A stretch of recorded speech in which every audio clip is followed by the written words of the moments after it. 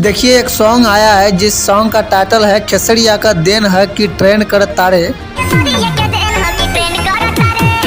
जिसके बाद lead news channel के नाम से एक यूट्यूबर अपना ज्ञान बांट रहे हैं कि यह गाना पवन सिंह को टारगेट करके गाया गया है। पहले आप उस वीडियो को देखिए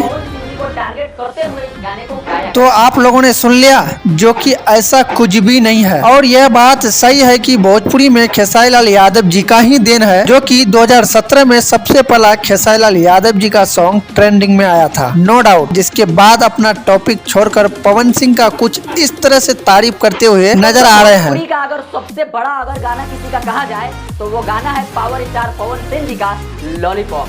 खेसारी लाल का आज तक कोई इंटरनेशनल सॉन्ग नहीं है जिस सॉन्ग को विदेशों में बजाया। मैं फिर से आपको बताना चाहूंगा कि खेसारी लाल यादव नाम हो और उनका कोई सॉन्ग इंटरनेशनल हिट ना हो, यह कैसे हो सकता है बाबू। मैं आपको बताना चाहूंगा कि कोको कोला सॉन्ग सुने हो, जो कि इंटरनेशनल हिट है और अभी भी ट्रेंड कर रहा है। जिसके बाद ये लड़का फिर खेसारी लाल यादव को टारगेट करके कह रहे हैं कि इसलिए इसका कोई गाना विदेश में नहीं बज रहा है। तो फिर मैं आपको फिर से बताना चाहूंगा कि यह लोग कौन है, इंडियन या विदेशी, जो भोजपुरी कोको कोला सॉन्ग पर अपना रिएक्शन दिए हैं। तो फिलहाल यही अपडेट है और यही सच है। इसी तरह का खबर पाने के लिए मेरा चैनल एक्सपोज बिहार को सब्सक्राइब करके बेल आइकन भी प्रेस कर दीजिएगा और वीडियो को ज्यादा से ज्यादा शेयर कर दे, ताकि सच का सच और झूठ का झूठ साबित हो जाए।